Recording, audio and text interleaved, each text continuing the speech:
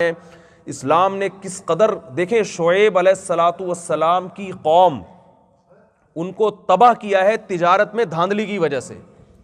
شعیب علیہ السلام کو اللہ نے اپنی قوم میں بھیجا, ایک بہت بڑا جرم تھا اس قوم میں ناپ تول میں کمی کرنا, کہ وہ پیسے لیتے جب تھے تو پورے گن کے لیتے تھے, ناپ تول کے لیتے تھے, جب دینے کی باری آتی تو اس میں ڈنڈی مارتے. آج یہ مسلمانوں میں ہے کہ نہیں ہے؟ اس کو کمال سمجھا جاتا ہے, میں نے اتنے لوگوں کو چونا لگا دیا, میں نے اتنے لوگوں کو بیوقوف بنا دیا, میں نے ایسے لوگوں کو ٹوپی کرا دیا, بیوقوف بنا دیا اس کو. یہ کمال کیا آپ نے اپنے آپ کے ساتھ زیادتی کی ہے.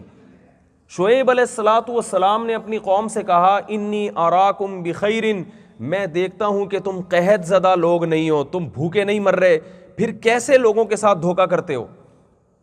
ایک مرتبہ ایک تاجر نے مجھ سے پوچھا کہ مفتی صاحب میری کپڑوں کی دکان ہے, کراچی میں ایک تاجر نے پوچھا میری کپڑوں کی دکان ہے, میں اگر ان کو صاف صاف بتاتا ہوں کہ یہ میڈ ان پاکستان ہے یا میڈ ان چائنا ہے یہ پینٹ یا شرٹ, تو لوگ مجھ سے خریدتے نہیں ہیں, کیونکہ میرے ساتھ جو بندہ دکان والا ہے وہ میڈ ان جاپان کر کے دھوکہ دے کے بیچ رہا ہے.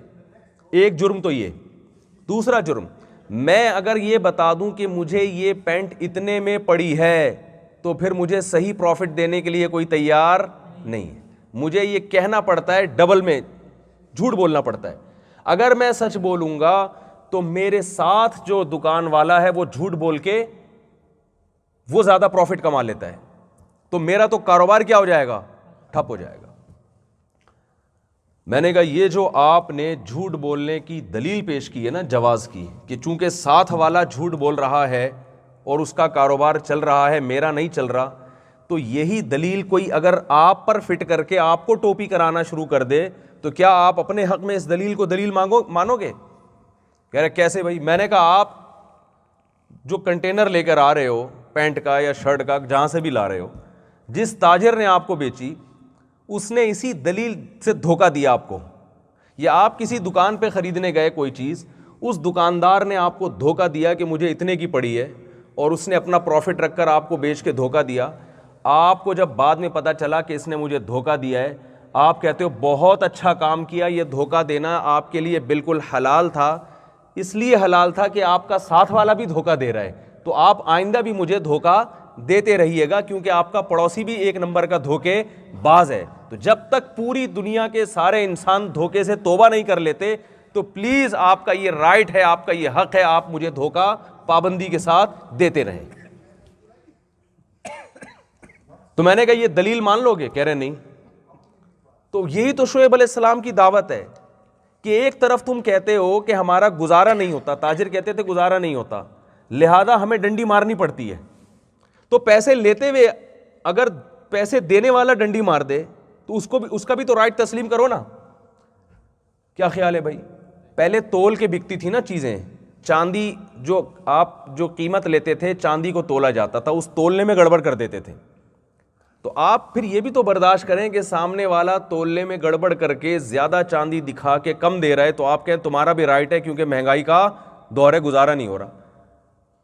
ہمارے ایک دوست جاننے والے, ان کے پولٹری فارم, تو وہ گوشت آتا پھر مرغیوں کا, پھر وہ گوشت بکتا, تو ان کا جو ملازم تھا نا وہ اس نے ترازو میں گڑبڑ کی ہوئی تھی. وہ کیا کرتا تھا کہ 5 کلو گوشت ہے تو وہ 4.5 کلو, 4.5 کلو جب گوشت ہوتا نا تو 5 کلو شو ہوتا, اس طرح وہ ملازم بیچ رہا ہے.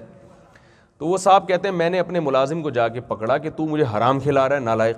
شعیب علیہ الصلاۃ والسلام کی قوم کو اللہ نے اس تجارت میں گڑبڑ کی وجہ سے پوری قوم تباہ کر دی تھی, تو میرے ساتھ یہ کر رہا ہے. تو اس نے کہا صاحب اس کے بغیر گزارا, بولو بھائی, نہیں. تو وہ میرے پاس آئے, میں نے کہا ان سے کہیں کہ جیسے یہ کسٹمر کو دھوکہ دے رہا ہے, آپ بھی تنخواہ بتائیں تمہاری 30,000 ہے, دیا کریں 25,000, 5,000 روک لیں, اور بولے مہنگائی کے اس دور میں 5,000 کی دھاندلی کیے بغیر گزارا. بھائی تم بھی تو 5 کلو کہہ کے 4.5 دے رہے ہو نا, تو یہ اپنے حق میں دلیل سمجھ میں نہیں آتی, یہ سب دوسروں کے حق کو نقصان پہنچانے کے لیے دلائل ہمارے پاس بہت ہیں. تو یہ عمل کی ناپاکی ہے, سمجھ رہے ہیں بات کو؟ تو اللہ کیا فرماتے ہیں کہ تم اسلام پر جب چلو گے فَلَنُحْيِيَنَّهُ حَيَاةً طَيِّبَةً تو ہم تمہیں انتہائی پاکیزہ زندگی عطا کریں گے. تو جیسے کوئی میل کچیل میں ہو اسے نہا دھو کے سکون ملتا ہے، اسی طرح جب کوئی اسلام کو مکمل فالو کرتا ہے تو اللہ اس کی طبیعت میں بھی سکون پیدا کر دیتے ہیں.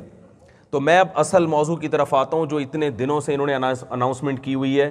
تو آپ کہیں گے مفتی صاحب ہم وہ سننے کے لیے آئے تھے اور آپ کہیں اور نکل گئے. جلدی سے میں بات کو، کیونکہ ہماری بہن نے اسلام قبول کیا تو میں نے کہا ان کو تھوڑا سا میں اپریشیٹ کروں اور ان کو بتاؤں کہ اللہ نے آپ پر احسان کیا. انشاءاللہ آپ کو بہت اس لائف میں سکون ملے گا. عورت کے لیے اسکارف لینا، پردے اور حیا کی زندگی گزارنا، اس میں اللہ کی قسم یہ عورت کی فطرت ہے، اس میں عورت کو سکون ملتا ہے. عورت کو بے لباس ہونے میں سکون نہیں ملتا، وہ دھوکے میں آئی ہوئی ہے بیچاری. تو نماز میں اللہ نے سکون رکھا ہے، اور اللہ کی راہ میں خرچ کرنے میں اللہ نے پیسہ جمع کرنے میں نہیں ہے. Thanks for watching.